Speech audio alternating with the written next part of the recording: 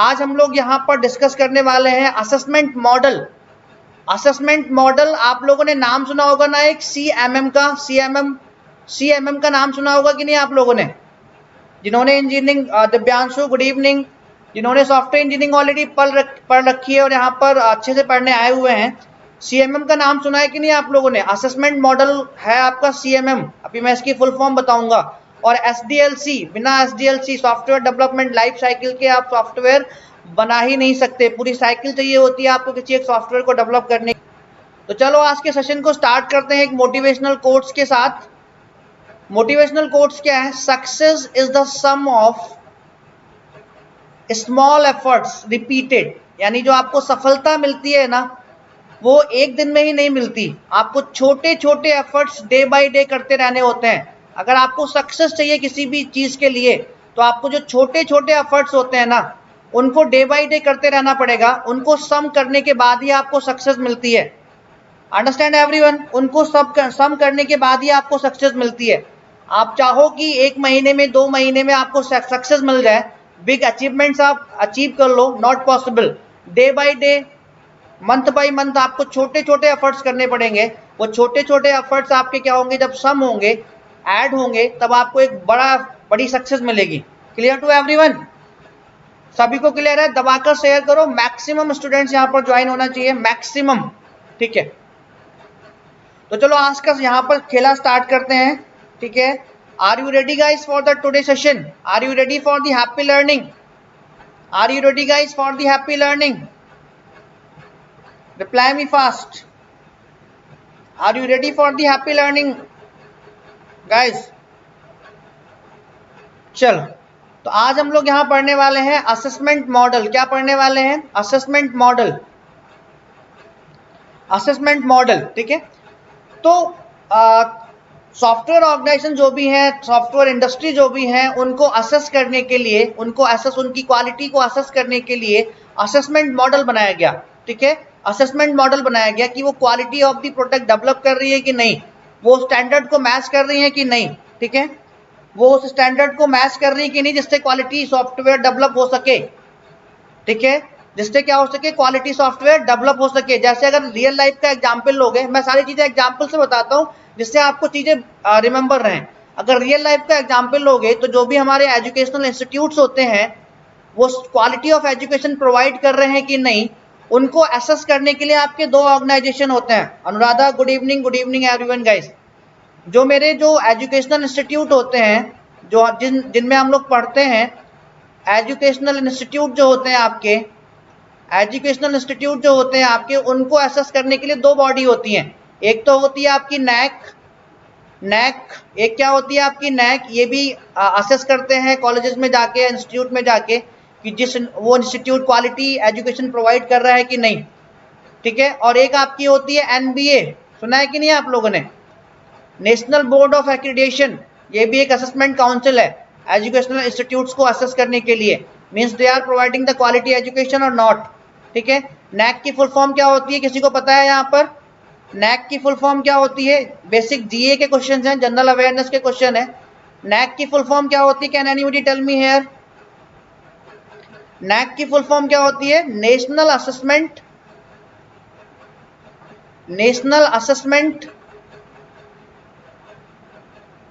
And accreditation council. National assessment and accreditation council. और NBA की full form होती है नेशनल बोर्ड ऑफ एक्रीडिएशन। क्या होती है? National board of accreditation. Board of accreditation.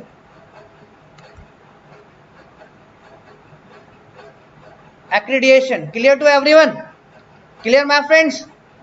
तो सिमिलरली ऐसे ही सॉफ्टवेयर इंडस्ट्री में भी असेसमेंट मॉडल है to assess the software organisation, means they are developing the quality products or not. ठीक है, तो पहला पॉइंट मैंने यहाँ पर यही लिखा हुआ है। सभी लोग बड़े ध्यान से मुझे सुनते रहिएगा, और जिसको ना समझ में आए वो मुझसे पूछता रहेगा यहाँ पर कि सर ऐसा क्यों। ठीक है, तो असेसमेंट मॉडल क्या करते हैं? To assess the software organisation based on the level of quality products developed, ठीक है, based on the level of quality products developed, ठीक है, असेसमेंट मॉडल होते हैं उसके लिए। एक आपका इंस्टीट्यूट है सॉफ्टवेयर इंजीनियरिंग इंस्टीट्यूट, जिसको हम लोग कहते हैं SEI, ठीक है, SEI यानी सॉफ्टवेयर इंजीनियरिंग इंस्टीट्यूट ने एक कैपेबिलिटी मैच्योरिटी मॉडल दिया जिसको हम लोग असेसमेंट मॉडल कहते हैं, ठीक है। सॉफ्टवेयर इंजीनियरिंग इंस्टीट्यूट ने, ठीक है, एक इंस्टीट्यूट है ये सॉफ्टवेयर इंजीनियरिंग इंस्टीट्यूट, इसने एक कैपेबिलिटी मैच्योरिटी मॉडल दिया जिसको हम लोग असेसमेंट मॉडल कहते हैं। ये जो आपका कैपेबिलिटी मैच्योरिटी मॉडल है ये लेवल्स में डिवाइड है, level 1, level 2, level 3, level 4, level 5, ठीक है। तो वो लेवल बाय लेवल क्या करता है, सॉफ्टवेयर ऑर्गेनाइजेशन को क्या करता है, असेस करता है। क्या करता है दोस्तों, असेस करता है। एक्रेडिटेशन मतलब ग्रेड्स प्रोवाइड करता है, असेस करके ग्रेड प्रोवाइड करता है। समझ में आ गया? कौन पूछ रहा है टेक्निकल दुनिया? एक्रेडिटेशन का मतलब होता है कि आपको असेस करने के बाद अगर मैं आपको एक्रेडिएट करूं कि हाँ आप एक अच्छे स्टूडेंट हो, मैं आपको कोई मैं आपको ग्रेड दे दूं ABCD, ठीक है, टेक्निकल दुनिया, असेस करने के बाद मैं आपको कोई ग्रेड दे दूं, ठीक है, means you are good. Understand? Assessment का मतलब, एक्रेडिटेशन का मतलब ये होता है। तो दूसरा पॉइंट यहां पर क्या है, there is one assessment model, यहां पर एक असेसमेंट मॉडल है सॉफ्टवेयर इंडस्ट्री में, वॉज इंट्रोड्यूस, जिसको इंट्रोड्यूस किया था किसने, SEI सॉफ्टवेयर इंजीनियरिंग इंस्टीट्यूट ने। किसने इंट्रोड्यूस किया था असेसमेंट मॉडल को, सॉफ्टवेयर इंजीनियरिंग इंस्टीट्यूट ने। और उस असेसमेंट मॉडल का नाम क्या है, उस असेसमेंट मॉडल का नाम क्या है दोस्तों, आपके सामने है। दबाकर सेशन को शेयर करो, अपने फ्रेंड्स को भी लेकर आओ और उनको यहाँ पर ज्वाइन करो। बहुत ही प्यारे प्यारे कॉन्सेप्ट हैं जो अभी तक आपकी जिंदगी भर काम आएंगे, कोई भी एग्जाम दोगे काम आएंगे। यहाँ तक कि अगर आप सेमेस्टर एग्जाम दे रहे हो ना सॉफ्टवेयर इंजीनियरिंग, अगर आपके सेमेस्टर में है वहां पर भी काम आएंगे, ठीक है। उस असेसमेंट मॉडल का नाम क्या है जिसको SEI ने दिया था, that is what CMM, that is what CMM, capability CAPA, A missing था यहाँ पर, capability maturity model, that is known as what, assessment model, that is known as what my friends, assessment model. Good, चलो आगे बढ़ते हैं। तो यहाँ तीनों पॉइंट्स में किसी को भी कोई प्रॉब्लम था, तीनों पॉइंट्स में किसी को कोई प्रॉब्लम गाइस, तीनों पॉइंट्स में किसी को कोई प्रॉब्लम था? अब मैं यहाँ पर CMM को डिफाइन करने जा रहा हूँ, कैपेबिलिटी मैच्योरिटी मॉडल को डिफाइन करने जा रहे हैं हम लोग। कैपेबिलिटी, मैं बहुत ही प्यार से पढ़ाता हूँ आपको, पढ़ाता हूँ कि नहीं दोस्तों, रिप्लाई मी फास्ट, मैं आपसे बिल्कुल प्यार से डील करता हूँ कि नहीं, reply me fast each and everyone, दिल बना के बताओ, मैं प्यार से डील करता हूँ बिल्कुल, ठीक है। कैपेबिलिटी मैच्योरिटी मॉडल, लेकिन मैं गुस्सा भी बहुत करता हूँ। कैपेबिलिटी मैच्योरिटी मॉडल, इसलिए आपको पढ़ते रहना है, डे बाय डे छोटे छोटे एफर्ट्स देते रहने हैं, डे बाय डे छोटे छोटे एफर्ट्स बनाकर एक बड़ा आपको सक्सेस गेन करना है, आपको एक सक्सेस गेन करना है लाइफ में, ठीक है। अभी मैं एक छोटी सी स्टोरी सुनाऊंगा आपको, जो मेरा आज का मोटिवेशनल कोट्स था ना, कि जो छोटे छोटे एफर्ट्स है उन्हीं का सम मिलाकर आप सक्सेस को गेन कर सकते हो, या ठीक है। तो उसके बेसिस पर एक छोटी सी स्टोरी सुनाऊंगा। स्टोरी सुनने के लिए सभी लोग रेडी हैं? पहले ये बताओ, मैं जो पूछ रहा हूँ स्टोरी सब लोग सुनोगे? छोटी सी स्टोरी सुनोगे, बहुत मोटिवेशनल स्टोरी है, बहुत ही मोटिवेशनल स्टोरी है, एक छोटी सी स्टोरी है, मोटिवेशनल स्टोरी है, जो आज का मोटिवेशनल कोट्स थे उसी पर बेस्ड है। एक छोटी सी स्टोरी सुनोगे बीच में? ओके, सुनाऊंगा बाद में, पहले पढ़ लेते हैं, पहले पढ़ लेते हैं फिर बाद में करेंगे, ठीक है। पहले, ठीक है। कैपेबिलिटी मैच्योरिटी मॉडल जो होता है इसमें आपके 5 लेवल्स होते हैं। कितने लेवल्स होते हैं? 5, ठीक है। तो सबसे पहला लेवल जो होता है आपका यहाँ पर होता है इनिशियल, लिख लो, मेरे साथ साथ लिखते रहो। इनिशियल जो आपकी स्टेज होती है इसको हम लोग कहते हैं लेवल 1। क्या कहते हैं इसको? लेवल 1। इसको हम लोग क्या कहते हैं दोस्तों? लेवल 1 कहते हैं। क्या कहते हैं इसको? लेवल 1, ठीक है। लिखते रहो मेरे साथ साथ, सभी लोग लिखते रहेंगे फटाफट। इसको हम लोग क्या कहते हैं? लेवल 1 कहते हैं, ठीक है। इसको हम लोग कहते हैं लेवल 1। और मैंने कल आपको बताया था कि हम लोग यहाँ पर की प्रोसेस एरिया भी डिफाइन करेंगे। क्या डिफाइन करेंगे? KPAs, की प्रोसेस एरियाज।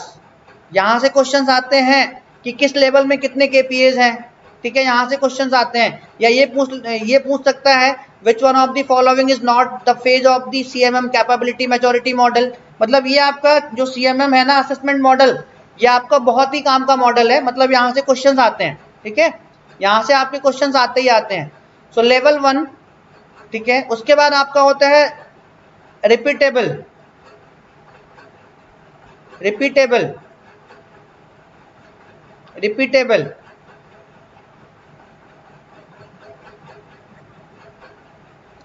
रिपीटेबल ये आपका होता है लेवल 2, ये आपका होता है लेवल 2। उसके बाद आपका होता है थर्ड स्टेज यहां पर डिफाइंड, ये आपकी होती है लेवल 3, ठीक है। फोर्थ स्टेज आपकी होती है मैनेज्ड। नाम सुना है आप सभी लोगों ने? नहीं, लेयर की बात नहीं कर रहे हैं यहां पर, लेयर की बात नहीं करेंगे, ठीक है। मैनेज्ड में आता है आपका लेवल 4, ठीक है। उसके बाद आपका सबसे लास्ट स्टेज जो होती है सीएमएम की कैपेबिलिटी मैच्योरिटी मॉडल की, वो होती है आपकी ऑप्टिमाइज्ड। क्या होती है? ऑप्टिमाइज्ड।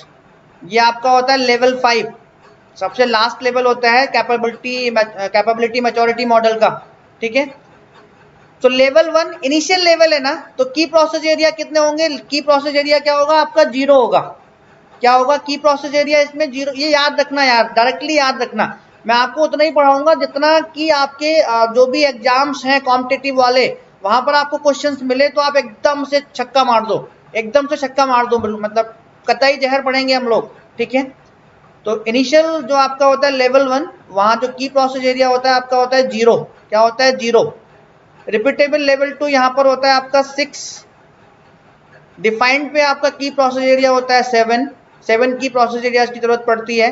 मैनेज्ड में आपके की प्रोसेस एरियाज होते हैं 2 और ऑप्टिमाइज्ड में आपके की प्रोसेस एरियाज होते हैं 3। तो सभी लोग रिमेंबर रखेंगे, सभी लोग रिमेंबर रखेंगे। अगर आपसे एग्जाम में पूछ ले, और I saw the question from this model, capability maturity model, I saw the questions in various exams, that's why I am focusing more on this capability maturity model. कहीं से भी क्वेश्चन बन सकता है इस पूरे सीएमएम से, ठीक है। चलो, तो ये रिमेंबर रखिएगा। अब 1 बाय 1 करके हम लोग इनको स्टडी कर लेते हैं। What is initial, what is repeatable, what is defined, what is managed, what is optimised, ठीक है। चलो, तो इसको सभी लोगों ने यहां पर सभी लोगों ने नोट डाउन भी कर लिया, सभी लोगों ने इसको नोट डाउन भी कर लिया है दोस्तों। रिप्लाई मी फास्ट सभी, और लेट ज्वाइन नहीं करना है आपको, ऑन टाइम आना है किसी भी सेशन में। मॉर्निंग सेशन और इवनिंग सेशन टाइम बिल्कुल रिमाइंडर सेट करके रखो अपने मोबाइल में, ऑन टाइम आना है, बिल्कुल ऑन टाइम। चलो, ठीक है। अब हम लोग 1 बाय 1 करके इनको डिस्कस कर लेते हैं। सबसे पहला मेरा कौन सा था? इनिशियल। सबसे पहला लेवल कौन सा था मेरा? इनिशियल, ठीक है। सबसे पहला लेवल मेरा कौन सा था? इनिशियल। तो इनिशियल लेवल में हम लोग एडॉक प्रोसीजर्स यूज करते हैं। इनिशियल लेवल में हम लोग क्या करते हैं? एडॉक प्रोसीजर्स यूज करते हैं। एडॉक प्रोसीजर का मतलब समझ रहे हो? परमानेंट अपना कुछ भी डेवलप नहीं करते हैं। एडॉक प्रोसीजर्स मतलब कहीं से परचेज किए हुए प्रोसीजर्स को यूज करते हैं। मतलब ऐसी सॉफ्टवेयर इंडस्ट्री जो इनिशियल लेवल पे काम कर रही है, जैसे टीसीएस को छोड़ दो, एचसीएल को छोड़ दो, विप्रो को छोड़ दो, जो छोटी छोटी इंडस्ट्री हैं वो एडॉक प्रोसीजर्स का यूज करती हैं। उनके अपने खुद के प्रोसीजर्स नहीं होते हैं, तो उनको लेवल 1 में रखा जाता है। उनको कहां पर रखा जाता है? लेवल 1 में। क्लियर हो गया लेवल 1 सभी को? असेसमेंट मॉडल के थ्रू इनिशियल लेवल पर जो कंपनियां एस्टेब्लिश होती हैं, वो उनके पास अपने खुद के कोई प्रोसीजर्स नहीं होते हैं, ठीक है। In this level ad hoc procedures are used, okay, by the companies और organisation to develop the software products. Clear? Initial का मतलब सबको क्लियर हो गया?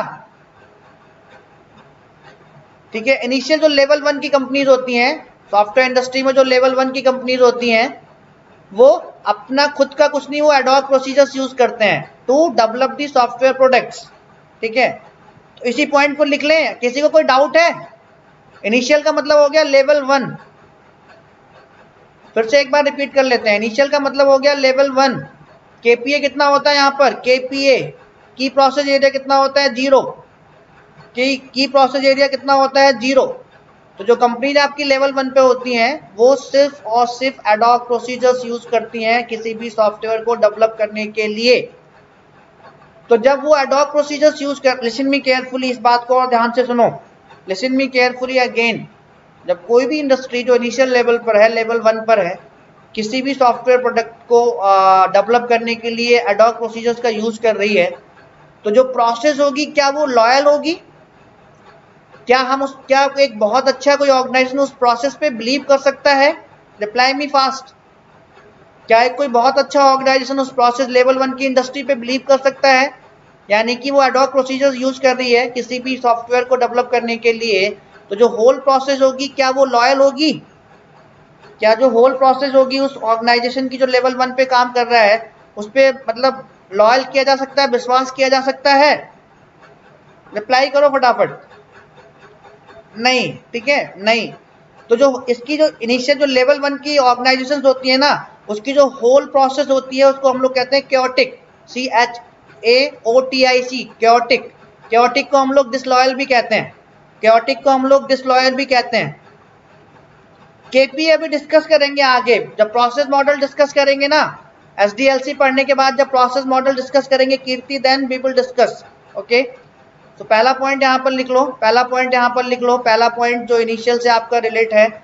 इन this level, in this level, in this level ad hoc procedures, ad hoc procedures,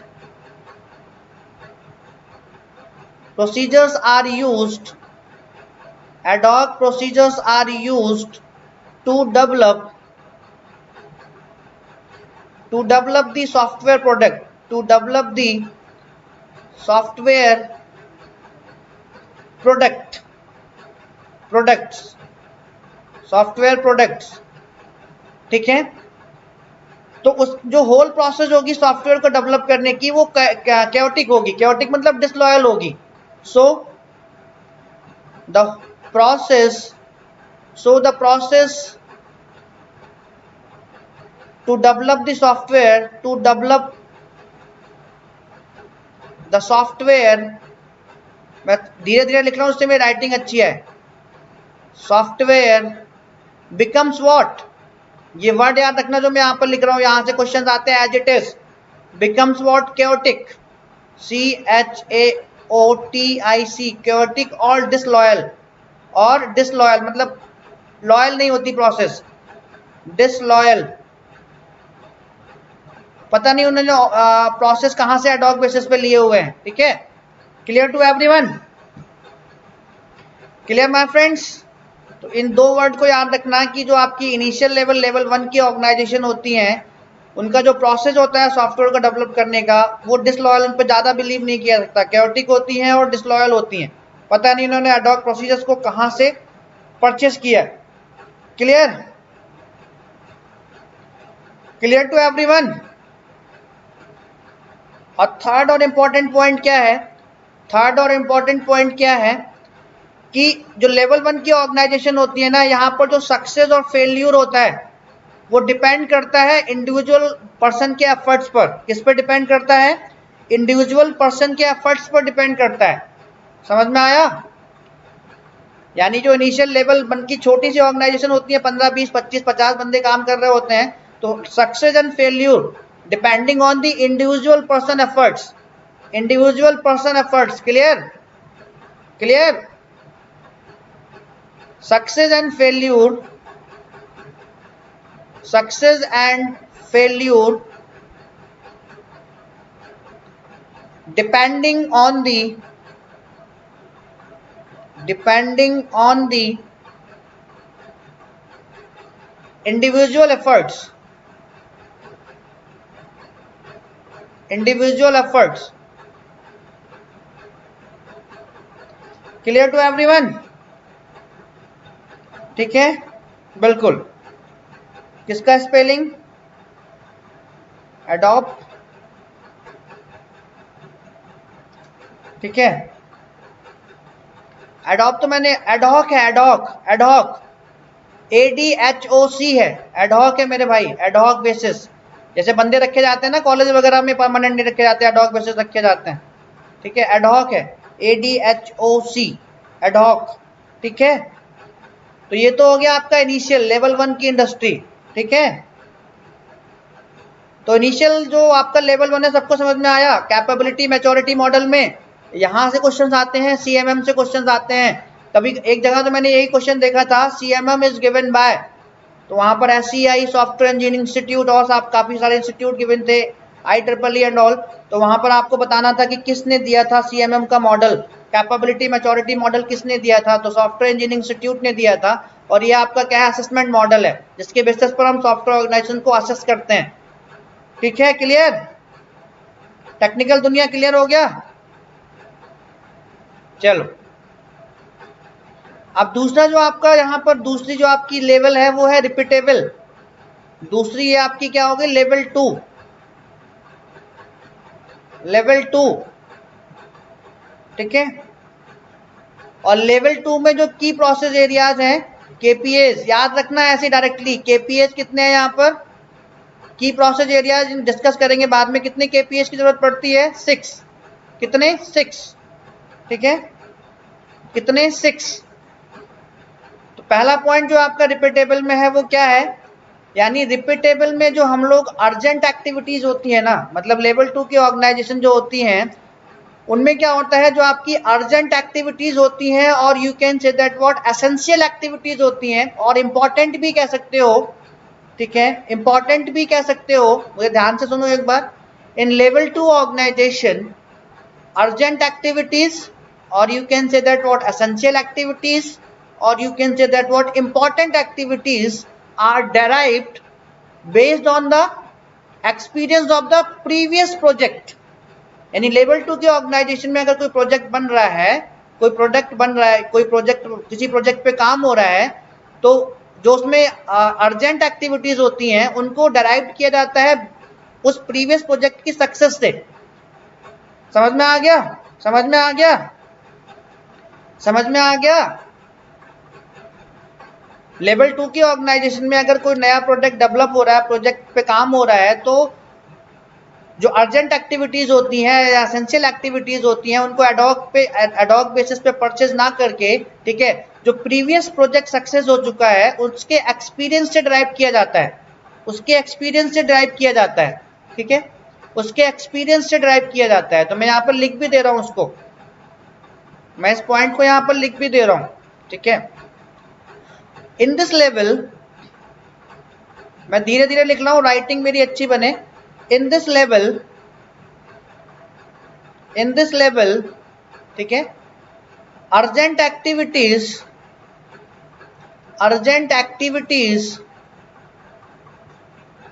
और you can say that what essential activities are derived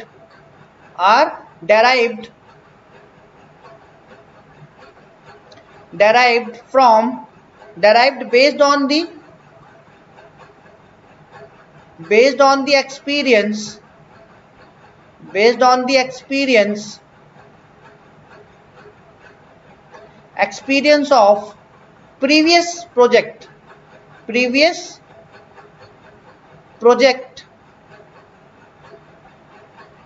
to trace the cost, effort and schedule etc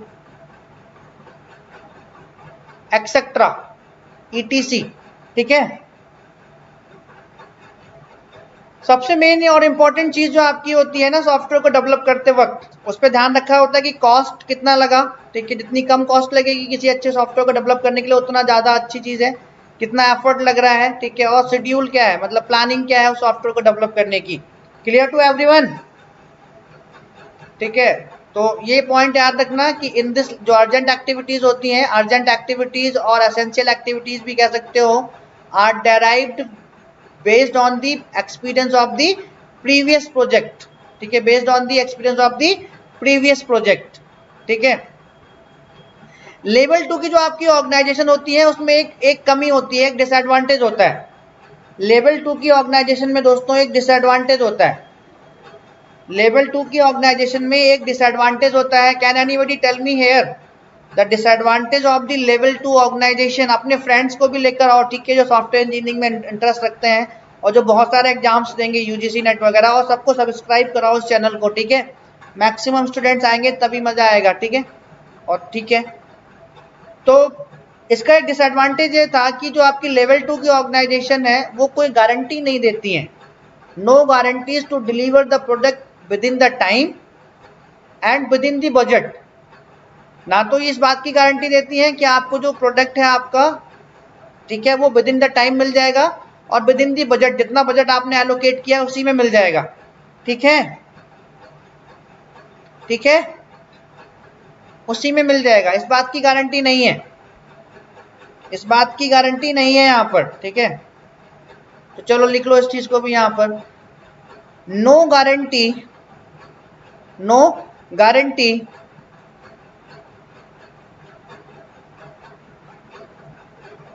no guarantee to deliver the product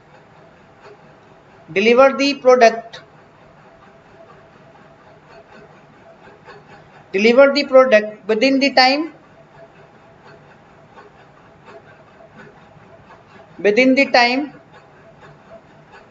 and within the budget,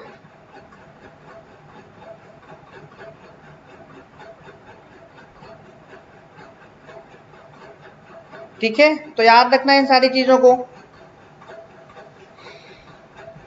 good.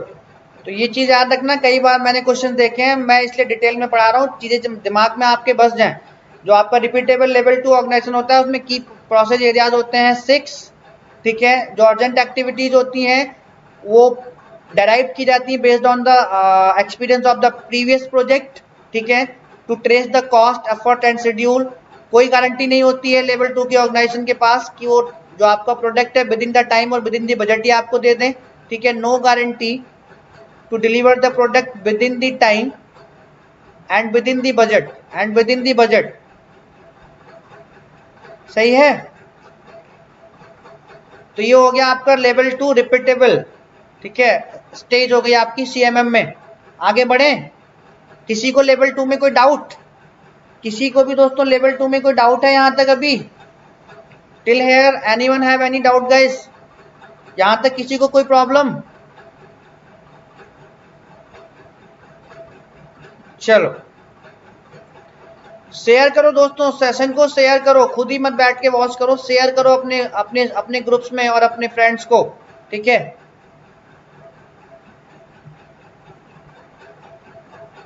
ठीक है, उसका reason है कि जो आपकी previous project है वो complete हुआ है कि नहीं। शायद जो प्रीवियस प्रोजेक्ट है आपका वो भी शायद अभी चल ही रहा हो, तो जब तक वो कंप्लीट नहीं होगा तब तक उससे एक्सपीरियंस नहीं ड्राइव कर पाओगे, टेक्निकल दुनिया। तब तक क्या होगा कि आप एक्सपीरियंस ड्राइव नहीं कर पाओगे रिपीटेबल में, लेवल 2 ऑर्गेनाइजेशन में, ठीक है। आई होप आपको समझ में आ गया होगा कि क्यों विद इन द टाइम या विद इन द बजट में वो डिलीवर नहीं कर पाएंगे प्रोडक्ट को लेवल 2 ऑर्गेनाइजेशन। क्योंकि जिस प्रोजेक्ट से क्या एक्सपीरियंस ड्राइव करना है वो प्रोजेक्ट शायद कंप्लीट ना हुआ हो, तो पहले वो वेट करेगा उस प्रोजेक्ट के कंप्लीट होने का, तभी उस पहले वाले प्रोजेक्ट से एक्सपीरियंस ड्राइव कर पाएगा। क्लियर हो गया टेक्निकल दुनिया?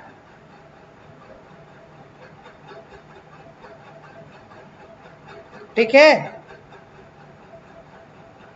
डिफाइंड, ये आपका होता है लेवल 3। क्या है आपका लेवल 3?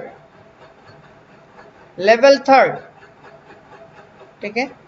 लेवल 3 में जो आपके की प्रोसेस एरियाज होते हैं कितने होते हैं? केपीएस कितने होते हैं? 2। कितने केपीएस होते हैं? 2, ठीक है। कितने केपीएस होते हैं? 2, गुड, ठीक है। तो जो आपके डिफाइंड स्टेज है, जो लेवल 3 स्टेज है, यहां पर जो पहला पॉइंट है आपका वो क्या है? project urgent and engineering activities are documented but not quantitatively controlled।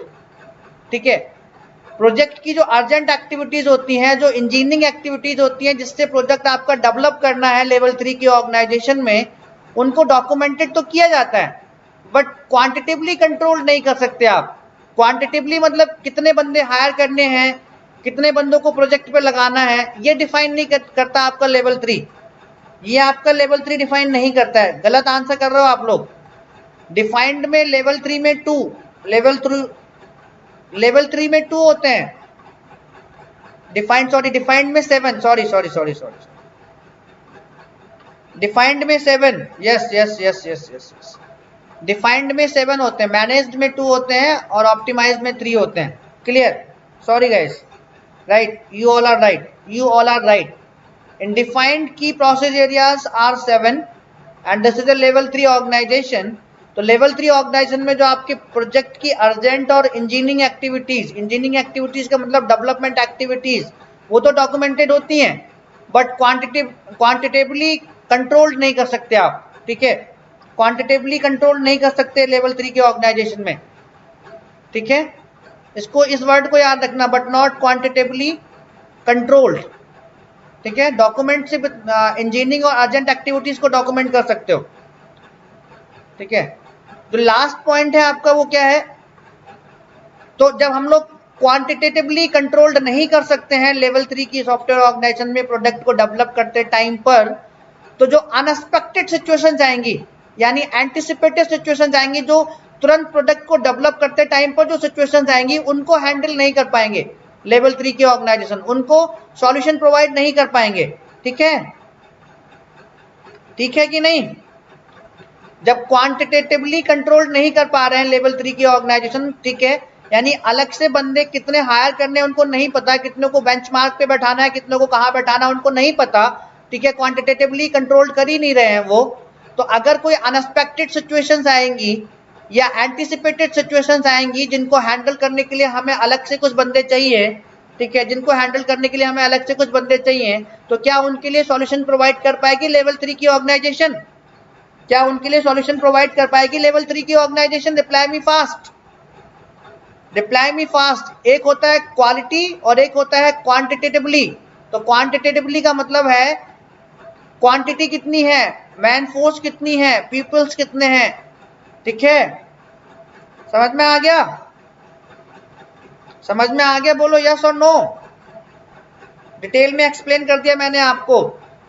ठीक है, यानी कि यहाँ पर क्वांटिटेटिवली कंट्रोल नहीं है, कुछ डॉक्यूमेंटेशन नहीं है कि कितने बंदों को अलग से हायर करना है, कितने बंदों को अलग से बेंचमार्क पर बैठाना है जब हम लोग सॉफ्टवेयर प्रोडक्ट को डेवलप कर रहे हैं।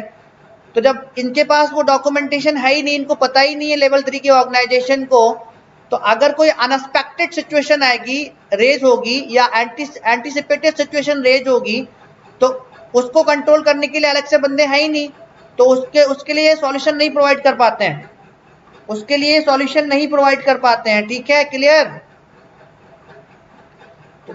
So that's why, so no solution for anticipated और unexpected situation।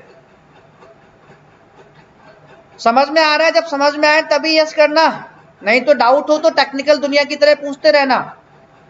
ठीक है, जब डाउट हो कोई भी तो पूछते रहना वहां पर। कोई डाउट किसी को? Till here guys?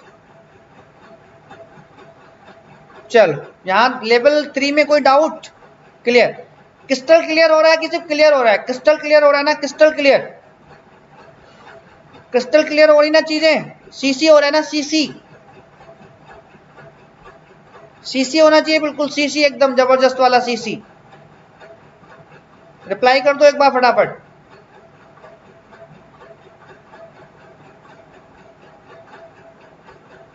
चलो, अगला लेवल आपका क्या है? अगली स्टेज क्या है सीएमएम में? मैनेज्ड। कौन सी स्टेज है? मैनेज्ड। ये आपकी होती है लेवल 4। क्या होती है आपकी? लेवल 4 की प्रोसेस एरियाज कितने होते हैं? केपीएस। कई बार मैंने क्वेश्चन देखे हैं डायरेक्टली यहीं से। केपीएस कितने होते हैं? 2। केपीएस कितने होते हैं? 2। बहुत बढ़िया, मुझे मजा आ रहा है, मुझे सुन के मजा आ रहा है कि आपको कॉन्सेप्ट क्रिस्टल क्लियर हो रहे हैं। कहीं पर भी किसी भी लैंग्वेज में कोई डाउट हो, जो पॉइंट्स मैंने लिखे वहां पर कोई डाउट हो तो आप पूछ सकते हो तुरंत, आप तुरंत पूछ सकते हो, डरने की जरूरत नहीं है आपको, मैं बहुत ही प्यार से हैंडल करता हूं आपको, ठीक है। चलो बहुत ही जल्दी हम लोग डिजिटल बोर्ड पे मूव कर जाएंगे, ठीक है। तो यहां पर क्या लिखा हो पहले इसको एक बार पढ़ लेते हैं, फिर अगर आपको कहीं कोई डाउट होगा मैं इसको अच्छे से एक्सप्लेन कर दूंगा। हाँ बिल्कुल समीर खान, डिजिटल बोर्ड पे मूव करेंगे, just wait some days, okay, कुछ दिनों के लिए वेट करो, डिजिटल बोर्ड पे मूव करने वाले हैं। तो मैनेज्ड यानी लेवल 4 की जो ऑर्गेनाइजेशन होती हैं उनमें जो आपके जो प्रोजेक्ट की अर्जेंट एंड इंजीनियरिंग एक्टिविटीज होती है ना, वो क्वांटिटेटिवली भी कंट्रोल्ड होती हैं और क्वालिटेटिवली भी कंट्रोल्ड होती हैं। समझ में आ गई बात? यानी ये लेवल 4 की ऑर्गेनाइजेशन है, ये सारी चीजों को मैनेज करके चलती हैं। समीर खान मेरे रिकॉर्डेड सेशन मत देखा करो, लाइव आया करो समीर खान जी। यानी जो मैनेज लेवल की ऑर्गेनाइजेशन होती है, स्टेज की ऑर्गेनाइजेशन होती है, लेवल 4 की ऑर्गेनाइजेशन होती है, जिनका की प्रोसेस एरिया घट गया ना, अब कितना है 2 है, कितना है 2 है। तो ऐसी ऑर्गेनाइजेशन की जो आपकी अर्जेंट और इंजीनियरिंग एक्टिविटीज होती हैं वो दोनों पे फोकस करती हैं, क्वांटिटेटिवली एंड क्वालिटेटिवली कंट्रोल दोनों चीजें करती हैं, ठीक है। उनको ये भी पता है कि कितने अलग से बंदे हायर करके रखने हैं, अगर कोई एंटीसिपेटेड सिचुएशन या अनएक्सपेक्टेड सिचुएशन आ गई तो उसको हैंडल करने के लिए, और सॉफ्टवेयर की क्वालिटी को भी ध्यान में रखते हैं, वो लोग कंट्रोल करते हैं, ठीक है। Clear to everyone Sameer Khan, ठीक है। बट प्रॉब्लम यहां पर भी होती है, but due to lack of continuous improvement process minimum quality will be assured, minimum quality will be assured. मेरे भाइयों ध्यान से सुनना, ये आपका क्वांटिटेटिवली और क्वालिटेटिवली कंट्रोल करता है, बट यहाँ पर कस्टमर डायरेक्टली अटैच नहीं होता है। यानी कस्टमर्स जब हम लोग प्रोडक्ट को डेवलप कर रहे होते हैं तो कस्टमर से फीडबैक नहीं लेते हैं, ओके लिख लो, no feedback, no feedback from the customer, no feedback from the customer to continuous improvement, continuous improvement, ठीक है।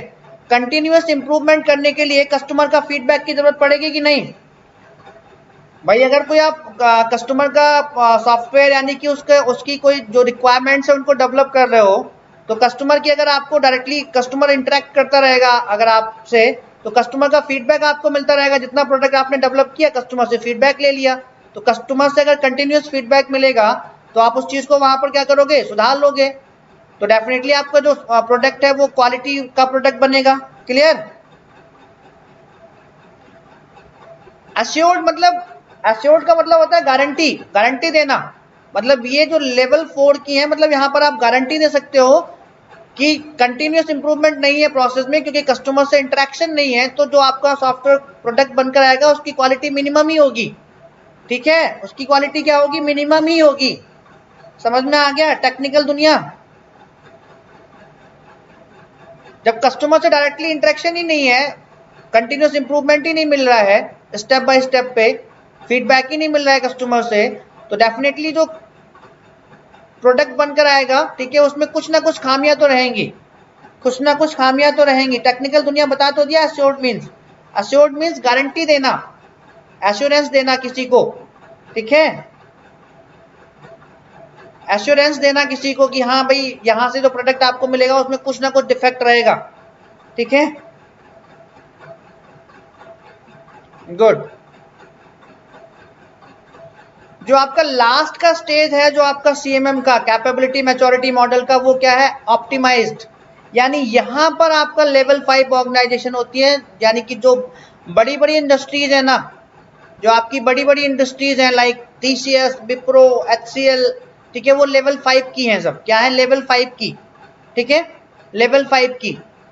तो यहां पर लेवल 5 में क्या होता है, कंटिन्यूअस कस्टमर से फीडबैक भी लेते रहते हैं। यानी ये क्वालिटी प्रोडक्ट डिलीवर करने के लिए कस्टमर का इंटरेक्शन भी रहता है इनसे, कस्टमर से हम लोग फीडबैक भी लेते रहते हैं, ठीक है, क्वांटिटेटिव फीडबैक भी लेते रहते हैं कस्टमर से, ठीक है। और उसके बेसिस पर हम लोग इनोवेटिव टूल्स लगा लगा के आइडियाज को इंप्रूव करते रहते हैं क्वालिटी प्रोडक्ट को डेवलप करने के लिए, क्वालिटी प्रोडक्ट को डेवलप करने के लिए। ठीक है, क्लियर हो गया सभी को? लेवल 5 में केपीएच कितने होते हैं? केपीएच कितने होते हैं? 3। कितने केपीएच होते हैं? 3, याद रखना। तो जो लेवल 5 की ऑर्गेनाइजेशन होती है वो ज्यादा प्रॉफिट गेन करती हैं मिनिमम एफर्ट में। यानी कि जो लेवल 5 की ऑर्गेनाइजेशन होती है वो ज्यादा प्रॉफिट गेन करती है मिनिमम एफर्ट में, क्योंकि वो कंटिन्यूअस क्वांटिटेटिव फीडबैक लेती रहती है किससे? कस्टमर से, और उसके बेसिस पर अपने इनोवेटिव टूल्स को अप्लाई करती रहती है। ये क्वालिटेटिव है, क्वांटिटेटिव नहीं है ये यार, यहाँ पर क्वालिटेटिव है, क्वालिटेटिव। ठीक है, यहां पर क्वालिटेटिव लिख लो उसको, क्वालिटेटिव। यानी कि प्रोडक्ट की क्वालिटी के बारे में फीडबैक लेती रहती हैं। क्लियर? सबने करेक्ट कर लिया? सबने करेक्ट कर लिया यहां पर? जो मैंने करेक्ट कराया अभी यहां पर, reply me fast each and everyone. तो यानी कि ये बहुत स्मार्टली काम करती हैं। जो ऑप्टिमाइज्ड ऑर्गेनाइजेशन होती है ना, लेवल 5 की ऑर्गेनाइजेशन होती है, बहुत ही स्मार्टली काम करती हैं, ज्यादा प्रॉफिट गेन करती है मिनिमम एफर्ट में, क्योंकि वो लोग क्या करती हैं, स्टेप बाय स्टेप पर क्वालिटेटिव फीडबैक लेती रहती हैं कस्टमर्स से। उसके बेसिस पर जो इनोवेटिव टूल्स की जरूरत होती है उनको लगाकर आइडियाज को इंप्रूव करती रहती हैं क्वालिटी प्रोडक्ट को डेवलप करने के लिए, क्वालिटी प्रोडक्ट को डेवलप करने के लिए। Clear? gain more profit with minimum effort by taking the continuous qualitative feedback from the customers and applying the innovative tools and ideas to improve the quality of the product, to improve the quality of the product। तो level 5 तक की organisation assess की जाती हैं। ठीक है, तो किसी को सीएमएम में कोई doubt? CMM capability maturity model clear? पांचों लेवल क्लियर सभी को? पांचों लेवल क्लियर हो गए सभी को? बता दो एक बार फटाफट, एक बार फटाफट बता दो। Yes sir, all the level 5 clear in capability maturity model. मैं एक बार फिर से रिपीट कर देता हूँ। सॉफ्टवेयर ऑर्गेनाइजेशन को असेस करने के लिए भी कि वो क्वालिटी प्रोडक्ट डेवलप कर रहे हैं कि नहीं, एक असेसमेंट मॉडल है जिसको दिया था किसने? सॉफ्टवेयर इंजीनियरिंग इंस्टीट्यूट ने। उसका नाम क्या था? कैपेबिलिटी मैच्योरिटी मॉडल, जिसमें कितने लेवल्स थे? 5 लेवल्स थे। Initial, repeatable, defined, managed and optimised. ठीक है, उनमें की प्रोसेस एरियाज थे। इनिशियल में की प्रोसेस एरियाज कितने? 0, रिपीटेबल में 7, रिपीटेबल में 6, डिफाइंड में 7, मैनेज्ड में 2, ऑप्टिमाइज्ड में 3। Clear to everyone?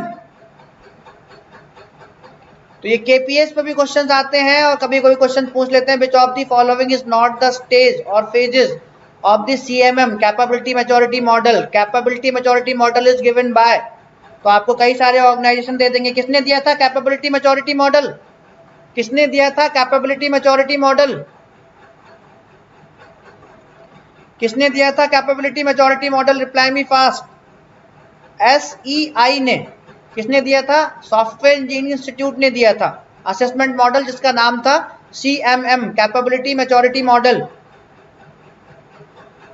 ठीक है, तो स्टोरी सुनोगे? स्टोरी सुनने के लिए रेडी हो? स्टोरी सुनाऊं, एक मोटिवेशनल स्टोरी सुनाऊं आपको यहां पर, उसके बाद नेक्स्ट एसडीएलसी पढ़ेंगे। मोटिवेशनल स्टोरी मैं आपको सुना रहा हूं, छोटी सी स्टोरी है, मुश्किल से 1-2 मिनट में खत्म हो जाएगी। ठीक है, सपोज इंडिया और पाकिस्तान का मैच है, इंडिया वर्सेस पाकिस्तान का मैच चल रहा है, इंडिया वर्सेस पाकिस्तान, ठीक है, का मैच था। पाकिस्तान ने पहले बैटिंग की और पाकिस्तान ने कितने रन बनाए? 300। पाकिस्तान ने पहले बैटिंग की और कितने रन बना दिए? पाकिस्तान ने 300 रन बना दिए। अब इंडिया को विन करने के लिए कितने रन चाहिए? इंडिया को विन करने के लिए कितने रन चाहिए? इंडिया को विन करने के लिए कितने रन चाहिए? पाकिस्तान ने पहले बैटिंग की, 300 रन बना दिए। अब इंडिया को विन करने के लिए कितने रन चाहिए? इंडिया को विन करने के लिए रन कितने चाहिए? 301। कितने रन चाहिए? 301। ठीक है, तो इंडिया की बैटिंग स्टार्ट हुई और स्टार्टिंग से लेके लास्ट तक बहुत सारे बैट्समैन आए, सचिन आया, सौरभ आया, सहवाग आया, और सबने अपना थोड़ा थोड़ा योगदान देके, सबने अपना थोड़ा थोड़ा एफर्ट्स देके इंडिया को 5 बॉल्स में कहां पहुंचा दिया? 295 के स्कोर पर पहुंचा दिया। कहां पहुंचा दिया? 295 के स्कोर पर पहुंचा दिया। कहां पहुंचा दिया दोस्तों? 295 के स्कोर पर पहुंचा दिया। अब कौन सी बॉल बची है? लास्ट बॉल बची है। कौन सी बॉल बची है? लास्ट बॉल बची है। रन कितने चाहिए हमें? 6। सभी लोग प्रे करने लगे। रविंद्र जडेजा समझ लो खेल रहा है और लास्ट बॉल है उसके पास। कितने रन चाहिए? 6 रन चाहिए। सभी लोगों ने प्रे की और सभी लोग प्रे करने लगे कि लास्ट बॉल पे 6 लग जाए, और रविंद्र ने लास्ट बॉल पर 6 मार भी दिया। रविंद्र ने लास्ट बॉल पे 6 मार भी दिया और इंडिया क्या हो गई? विन कर गई। इंडिया क्या कर गई? विन कर गई। तो मैं आपसे एक बात पूछ रहा हूं, क्या रविंद्र जडेजा की वजह से इंडिया विन की? मुझे बताओ, क्या रविंद्र जडेजा की वजह से ही इंडिया जीती है? Reply me fast. क्या रविंद्र जडेजा की वजह से ही इंडिया विन की है? क्या रविंद्र जडेजा की वजह से ही इंडिया विन की? क्या रविंद्र जडेजा की वजह से ही इंडिया विन की? नो। आंसर क्या होगा आपका? नहीं। किसकी वजह से विन की है? जो सारे प्लेयर्स ने अपना थोड़ा थोड़ा एफर्ट दिया है, थोड़े थोड़े रन बनाए हैं, तब इंडिया को 295 तक पहुंचाया है। जब इंडिया 295 तक पहुंची तभी तो लास्ट बॉल में 6 लगे, तभी तो इंडिया जीतेगी। अगर इंडिया 49.5 ओवर्स में 295 तक नहीं पहुंचती अगर, तो कैसे लास्ट बॉल पे 6 लगता और इंडिया जीतती? समझ में आ गया सबको? सभी ने एफर्ट डाला। तो कहने का मतलब है, अगर आपको सक्सेस चाहिए तो एक दिन में पढ़ के या एक महीने में पढ़ के आप सक्सेस को अचीव नहीं कर सकते, या आप अपने लक को कोस नहीं सकते कि यार मेरे लक ने काम नहीं किया। आपका लक भी तभी काम करेगा जब आप छोटे छोटे efforts, day by day continuous effort डालोगे और अपने आप को कहां तक पहुंचाओगे? 295 तक पहुंचाओगे। अपने आप को कहां तक पहुंचाओगे? 295 तक पहुंचाओगे। मेरा कहने का मतलब समझ गए होगे आप लोग? यानी आपका लक जो है, जो हम लोग लक को कहते हैं, लक ने साथ नहीं दिया, तो आपका लक भी तभी काम करेगा जब आप डे बाय डे एफर्ट डालकर कंटिन्यूअस हार्ड वर्क करके अपने आप को 295 तक पहुंचाओगे। तभी जिस दिन आपका एग्जाम होगा उस दिन आप लास्ट बॉल पे छक्का भी मार सकते हो। ठीक है, समझ में आ गया? जब आप 295 तक पहुंचोगे नहीं तो आपका लक कहां से काम करेगा और आप छक्का कहां से मारोगे? समझ में आ गया सभी को? स्टोरी का मोटिव समझ में आया? मोटिव ऑफ द स्टोरी, यानी मोरल ऑफ द स्टोरी क्या है? Moral of the story, moral क्या है स्टोरी का? स्टोरी का मोरल सिर्फ इतना सा है कि छोटे छोटे एफर्ट्स को जब आप सम करोगे ना, तब लास्ट डे जिस दिन आपका एग्जाम होगा उस दिन आपकी किस्मत भी आपका साथ दे देगी और मे बी आप सक्सेस हो जाओ। मे बी आप सक्सेस हो जाओ। बिल्कुल मार देंगे 6 हम लोग, बिल्कुल मार देंगे। ठीक है, बिल्कुल मार देंगे। समझ में आ गया? मोरल ऑफ द स्टोरी समझ में आ गया ना? तो पहले अपने आप को 295 तक तो पहुंचाओ छोटे छोटे एफर्ट्स देकर, तभी तो आप अपने भाग्य को कह सकते हो यार भाग्य ने साथ नहीं दिया। मे बी आपका भाग साथ दे जाए आपके एग्जाम के दिन और आप लास्ट बॉल पे छक्का मार दो। ठीक है, आप लास्ट बॉल पे छक्का मार दो। तो पहले अपने आप को 295 तक पहुंचाओ, तभी जो आपका लास्ट डे जो होगा, आपका लास्ट बॉल जिस दिन आपका एग्जाम का दिन होगा, तभी आपका भाग्य भी आपका साथ देगा। चलो स्टार्ट करते हैं। एसडीएलसी थोड़ा थ्योरेटिकल कॉन्सेप्ट है, तो आप सबको पता है एसडीएलसी सबने पढ़ा होगा। जब हम एक बार सुन लो, जब हम लोग पहले ध्यान से मुझे सुन लो। SDLC software development life cycle, मैं इसको जो है, और जिन लोगों ने मेरा ग्रुप ज्वाइन नहीं किया है ज्वाइन कर लो, t.me/PankajGateCSE, PankajGateCSE। वहां पर मैं सारी पीडीएफ आपके साथ शेयर कर दूंगा। PankajGateCSE, यहां पर मैं सारी पीडीएफ आपके साथ शेयर कर दूंगा। ठीक है,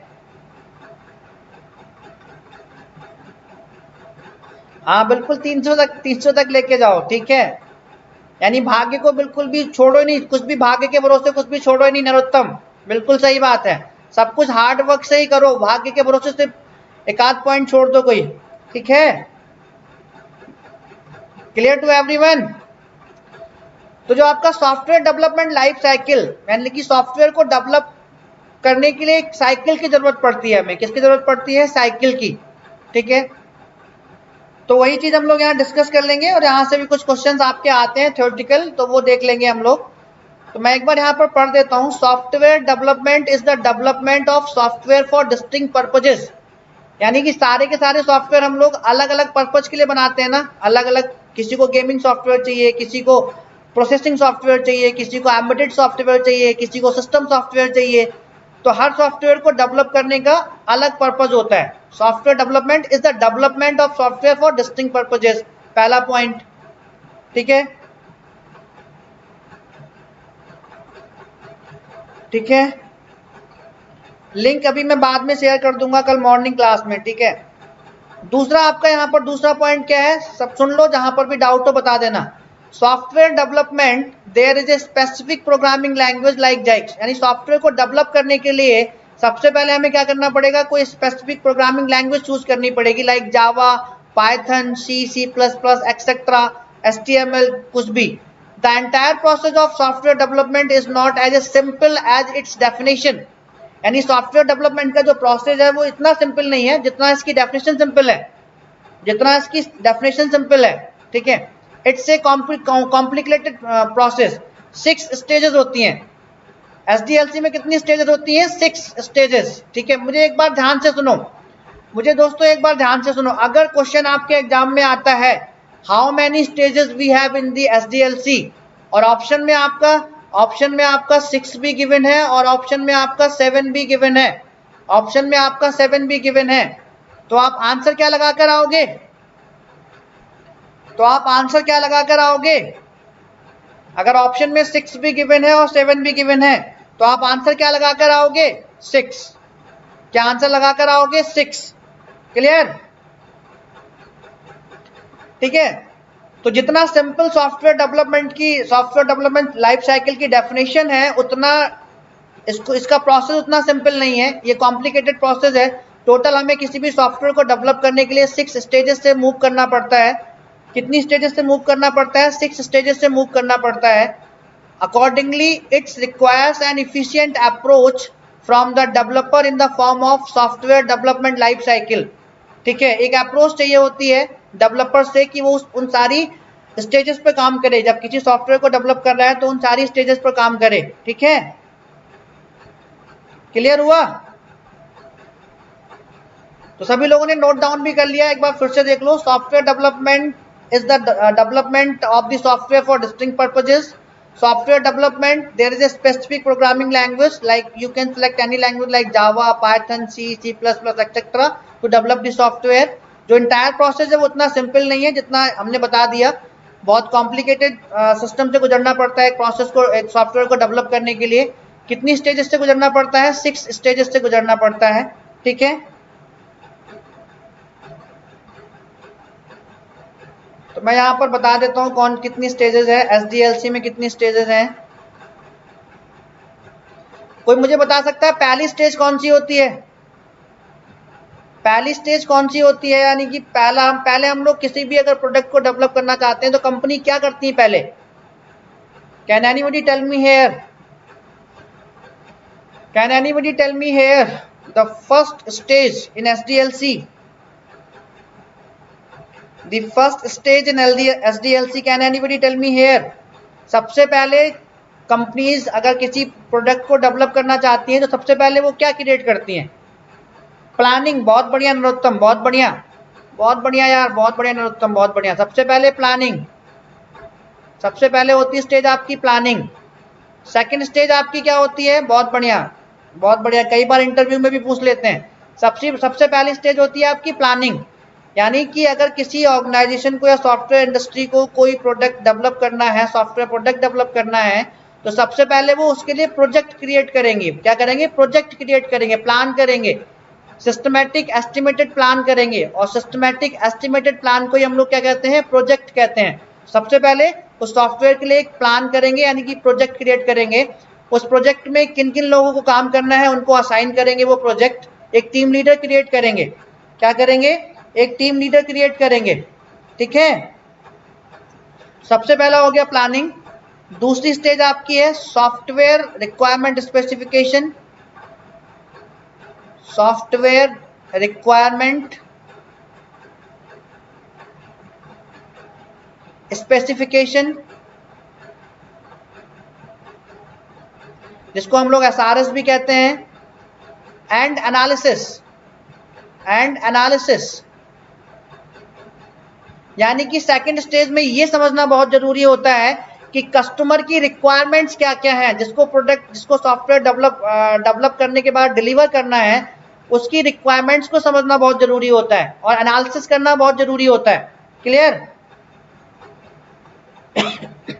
software requirement specification, SRS and analysis. Third one is what?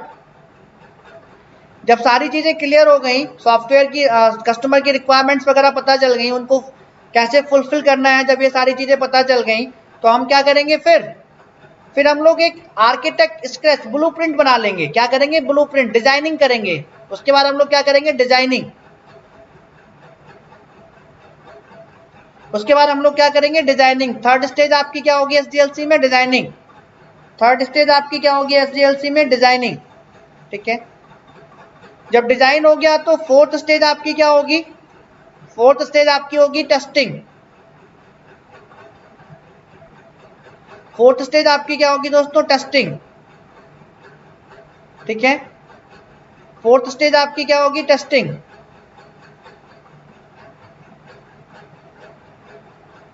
Fourth stage क्या होगी बताओ? टेस्टिंग होगी। फोर्थ स्टेज क्या होगी? जब डिजाइन हो गया तो उसको इंप्लीमेंट करेंगे, डेवलप करेंगे कोडिंग के थ्रू। कोडिंग स्लैश इंप्लीमेंटेशन या डेवलपमेंट कहेंगे इसको। क्या कहेंगे? डेवलपमेंट। और इंप्लीमेंटेशन भी कह सकते हो।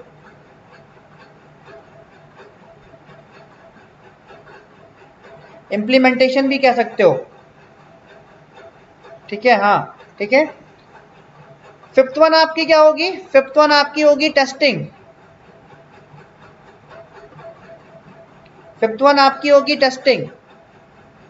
और सिक्स वन आपकी होगी क्या? Deployment and maintenance. डिप्लॉयमेंट यानी कस्टमर के, जब टेस्टिंग हो गई तो जो प्रोडक्ट है, सॉफ्टवेयर प्रोडक्ट, उसको कस्टमर के प्लेस पर जाके क्या करेंगे? डिप्लॉय कर देंगे, डिप्लॉयमेंट कर देंगे और उसको मेंटेनेंस प्रोवाइड करते रहेंगे time to time.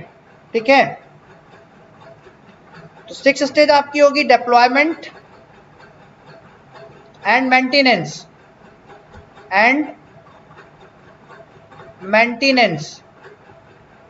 Deployment and maintenance.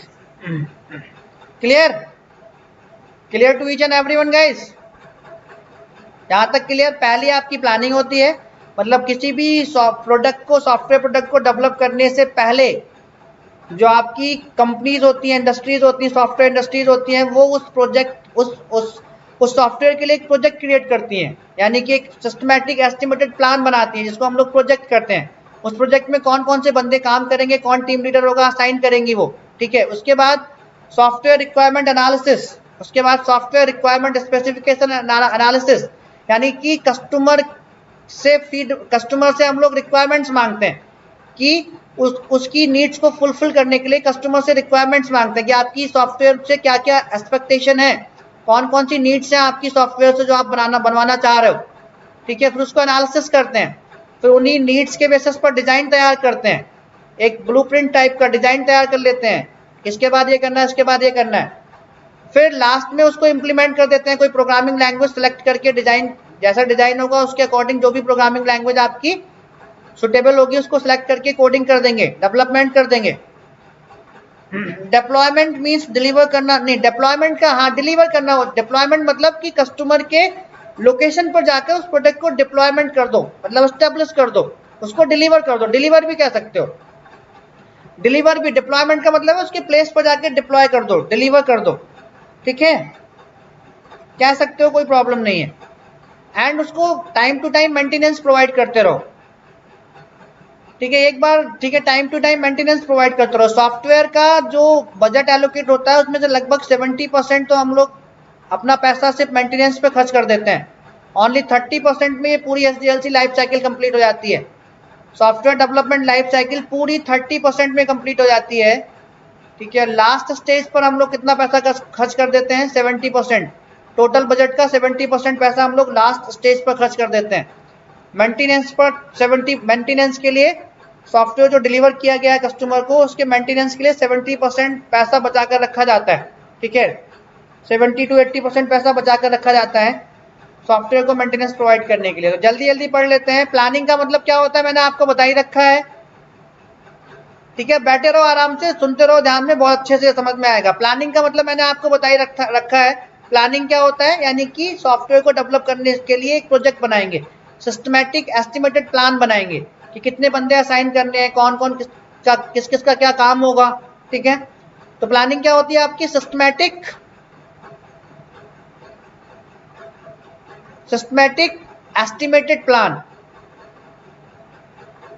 Estimated plan, that is called project,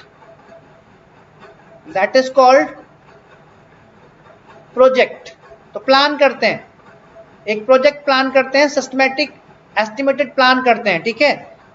समझ में आ गया ना, प्लानिंग का मतलब समझ में आ गया। प्लानिंग में सिर्फ पहले प्लान करते हैं, अच्छा ये प्रोजेक्ट है, इस पे काम करना है, तो उसके लिए एक पूरा प्लान ढांचा तैयार करते हैं, सिस्टमैटिक पूरा प्लान तैयार करते हैं सब लोग, जो कंपनी के सीईओज वगैरह होते हैं, बड़े बड़े लोग होते हैं, ठीक है। क्लियर हो गया पहला वाला स्टेज, सभी को क्लियर हो गया।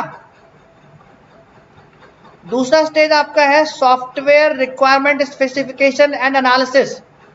Software requirement specification and analysis, जैसा मैं आपको पहले ही बता चुका हूं, software requirement specification and analysis में क्या होता है कि जो कस्टमर की नीड्स होती हैं, जो कस्टमर की एक्सपेक्टेशन होती है अपने प्रोडक्ट से, अपने सॉफ्टवेयर से, वो उससे ले ली जाती हैं, उनको एनालिसिस किया जाता है और फिर कोशिश की जाती है कि उसको उसी के अनुरूप, उसी के अकॉर्डिंग एक सॉफ्टवेयर डिलीवर किया जाए, उसी के अकॉर्डिंग एक सॉफ्टवेयर क्या किया जाए, डिलीवर किया जाए। तो बहुत, जैसा कि नाम से पता चल रहा है आपको, software requirement specification format as name suggest, जैसा कि आपको नाम से ही पता चल रहा है, is complete specification and description of requirements of software that needs to fulfilled for successful development of software system, यानी कि पूरी की पूरी complete specification and description requirements का जो भी है, जो कस्टमर को की सेटिस्फैक्शन के लिए फुलफिल करने के लिए जरूरी है, वो ले लिया जाता है। These requirements can be functional, मैंने आपको बताया था कि एसआरएस आप में क्या क्या चीजें इंक्लूड होती हैं, फंक्शनल रिक्वायरमेंट्स होती हैं, नॉन फंक्शनल रिक्वायरमेंट्स होती हैं, गोल ऑफ द सॉफ्टवेयर भी इसी में आपका रहता है, ठीक है। तो जो आपका एसआरएस होता है, वो जो आपकी रिक्वायरमेंट्स होती हैं एसआरएस में, वो फंक्शनल भी हो सकती हैं और नॉन फंक्शनल भी हो सकती हैं। Functional as well as non functional requirements depending upon the type of requirement, किस टाइप की रिक्वायरमेंट है उसके बेसिस पर हम लोग डिसाइड करेंगे कि वो फंक्शनल रिक्वायरमेंट है कि नॉन फंक्शनल रिक्वायरमेंट है। ये साफ साफ लास्ट में एक पॉइंट लिखा हुआ है, the interaction between different customers and contractor is done because it's necessary to fully understand needs of the customer. किसी को कोई प्रॉब्लम है इसमें, यानी कॉन्ट्रैक्टर का मतलब है कि जिसने आपका प्रोडक्ट बनाने की गारंटी ली है, कॉन्ट्रैक्टर का मतलब है कि जिसने आपके प्रोडक्ट बनाने की गारंटी ली है, जिस कंपनी ने आपके प्रोडक्ट बनाने की गारंटी ली है, तो वो कंपनी कस्टमर से उसकी सारी की सारी नीड्स जो भी है, उस जो भी एक्सपेक्टेशन है उस सॉफ्टवेयर से वो ले लेगा। Clear my friends. तो यहां पर मैं आपको एक चीज बता दे रहा हूं, ये चीज आप याद रखना, एसआरएस जो आपका होता है सॉफ्टवेयर रिक्वायरमेंट स्पेसिफिकेशन, इसमें आपकी तीन चीजें लिस्ट होती हैं, इसमें आपकी तीन चीजें लिस्ट होती हैं, गोल ऑफ द प्रोडक्ट, ठीक है, फंक्शनल रिक्वायरमेंट्स होती हैं, इसी में इंक्लूड होती हैं।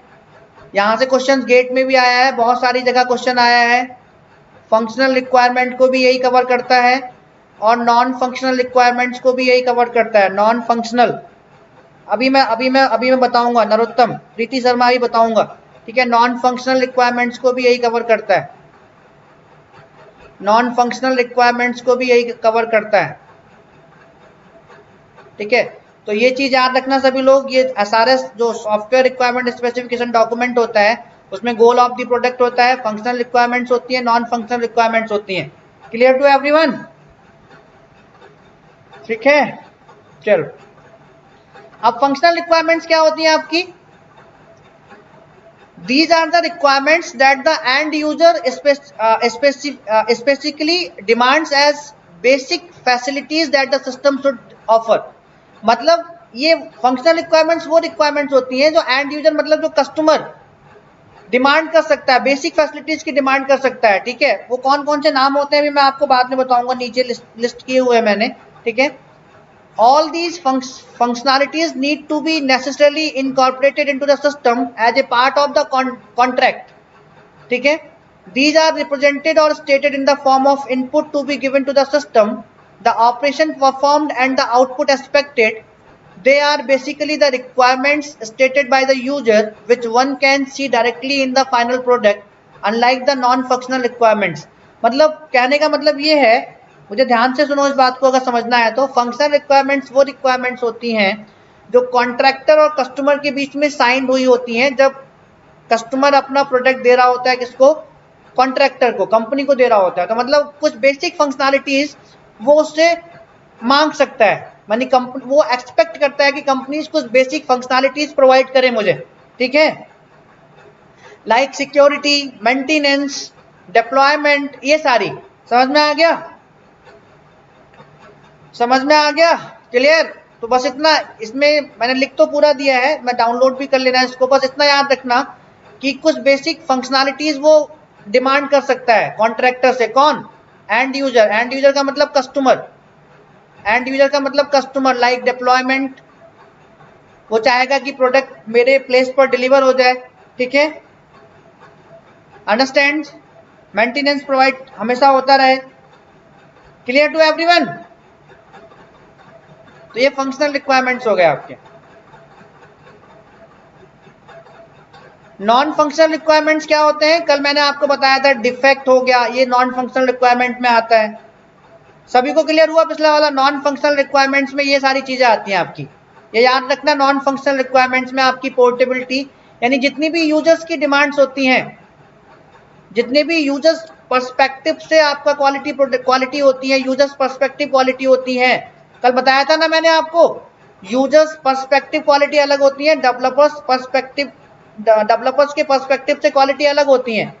बताया था मैंने आपको, रिप्लाई करो फटाफट। बताया था ना मैंने आपको, यूजर्स के पर्सपेक्टिव से क्वालिटी अलग होती है और डेवलपर्स के पर्सपेक्टिव से अलग होती हैं। तो यूजर्स के पर्सपेक्टिव से जो नॉन फंक्शनल रिक्वायरमेंट्स होती हैं वो कौन सी? Portability, security, maintainability, reliability, scalability, performance, reusability और फ्लेक्सिबिलिटी। तो ये सारी चीजें याद रखना बिल्कुल, ठीक है। सभी लोग रिप्लाई करो, समझ में आ रहा है कि नहीं अभी? प्रीति शर्मा। तो these are the non functional requirements, these are the non functional requirements, मैंने आप लिस्ट कर दिया है, याद रखना। इनके बाद जो बचेंगी वो सब फंक्शनल रिक्वायरमेंट्स होती हैं, वो सब क्या होती हैं? फंक्शनल रिक्वायरमेंट्स होती हैं। और यहाँ पर साफ साफ लिखा हुआ है, जो नॉन फंक्शनल रिक्वायरमेंट्स होती हैं, these are basically the quality constraints that the system must satisfy according to the project contract।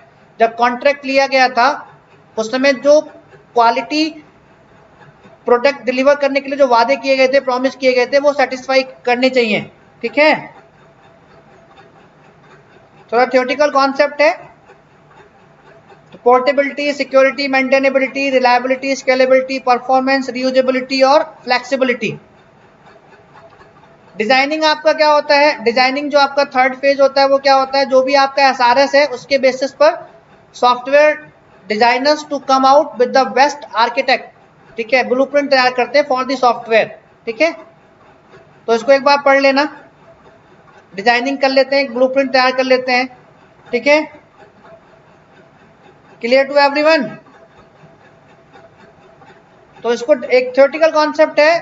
Coding में यानी जब डिजाइन हो गया एक बार चीज, तो कौन सी conventional programming tools like compilers, interpreters, debuggers, कौन सी लैंग्वेज चूज करनी है, ठीक है, C, C plus plus, Python, Java are put into use as per the software regulations. कौन सी लैंग्वेज यूज करनी है, वो सारी चीज हम लोग यहाँ पर कोडिंग में डिसाइड करके उसको कोडिंग, डिजाइनिंग को कोडिंग कर देते हैं, ठीक है।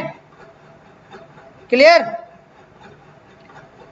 तो थोड़ा थ्योरेटिकल कॉन्सेप्ट है लेकिन आपके माइंड में बस सकता है। कोडिंग में क्या होता है, जो डिजाइन जब आपका सॉफ्टवेयर हो चुका है, ब्लूप्रिंट तैयार हो चुका है, आर्किटेक्ट ने ब्लूप्रिंट तैयार कर दिया है कि कैसे कैसे मूव करना है, तो अकॉर्डिंग टू डिजाइन कौन सी लैंग्वेज आपके लिए कन्वेंशनल रहेगी, अप्रोप्रिएट रहेगी, वो लैंग्वेज चूज करके कौन सा कंपाइलर उसके लिए चाहिए, कौन सा इंटरप्रेटर चाहिए, ठीक है। तो ये सारी चीजें चूज करके हम लोग कोडिंग कर देते हैं। उसके बाद टेस्टिंग करते हैं हम लोग, ठीक है। After the development of the product, testing of the software is necessary to ensure its smooth execution. मतलब जब प्रोडक्ट आपका डेवलप हो गया, कोडिंग हो गई, तो टेस्टिंग करना पड़ेगा कि आपका जो सॉफ्टवेयर आप बनाना चाह रहे थे वही बना कि नहीं, स्मूथली एग्जीक्यूट हो रहा है कि नहीं। ठीक है, although minimal testing is conducted at every stage of SDLC. Customer की फीडबैक लेकर हर स्टेज पर एक टेस्टिंग हम लोग करते रहते हैं। उसको हम लोग क्या कहते हैं, चेक करते रहते हैं। उसको हम लोग कहते हैं वैलिडेशन। उसको हम लोग क्या कहते हैं, अर्ली स्टेज से जो टेस्टिंग करना स्टार्ट कर देते हैं हम लोग, या अर्ली स्टेज से जब हम सॉफ्टवेयर को डेवलप कर रहे हैं, हम लोग चेक करना स्टार्ट कर देते हैं are we building the right system और नॉट। तो वो क्या होता है, आपका वैलिडेशन होता है। अंडरस्टैंड, वो क्या होता है, आपका वैलिडेशन होता है कि नहीं। रिप्लाई करते रहो फटाफट। क्या होता है वो आपका validation. Although minimal testing is conducted at every stage of SDLC, वो आपका होता है वैलिडेशन। समझ में आ रहा है कि नहीं? तो मैं आपको बिल्कुल रिलेट करके पढ़ा रहा हूँ, बाकी ये थोड़ी थ्योरी है। आप ठीक है, समझ तो आप गई हो ना टेस्टिंग वगैरह सब कुछ। उसके बाद इसको डिटेल में भी डिस्कस करेंगे।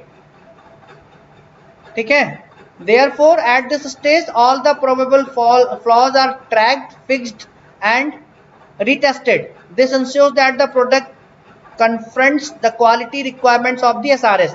मतलब जो SRS तैयार किया गया था उसको सेटिस्फाई कर रहा है। ठीक है, उसको सेटिस्फाई कर रहा है। टेस्टिंग हो गई। डिप्लॉयमेंट एंड मेंटेनेंस लास्ट वाला फेज है आपका।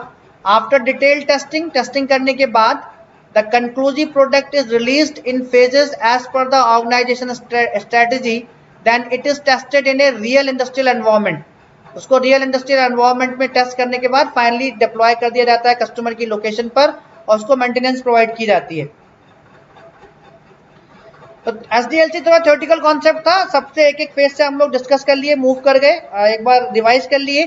ठीक है, तो ये इंपॉर्टेंट पॉइंट सिर्फ याद रखने का एसडीएलसी में सिर्फ यही है कि कितनी स्टेजेस होती हैं, 6 स्टेजेस होती हैं, क्योंकि कहीं कहीं पर 7 लिखी हुई हैं किन्हीं लोकल बुक्स में। तो 7 आपको फॉलो नहीं करनी है। कितनी फॉलो करनी है, 6 फॉलो करनी है। Clear to everyone? Clear my friends? तो थैंक यू गाइस। आज के सेशन में आपको मजा आया कि नहीं, एक बार मुझे बता दो। Capability maturity model assessment model है जिसको एसईआई ने दिया था। ठीक है, to assess the organisation, software organisation. ठीक है, वो क्वालिटी प्रोडक्ट डेवलप कर रहे हैं कि नहीं। 5 लेवल्स थे। कौन कौन से थे? Initial, repeatable, defined, managed, optimised. की प्रोसेस मैं रिवाइज करा दे रहा हूँ एक बार आपको, रिवाइज करा दे रहा हूँ। ठीक है, एक बार रिवाइज करा दे रहा हूँ मैं आपको।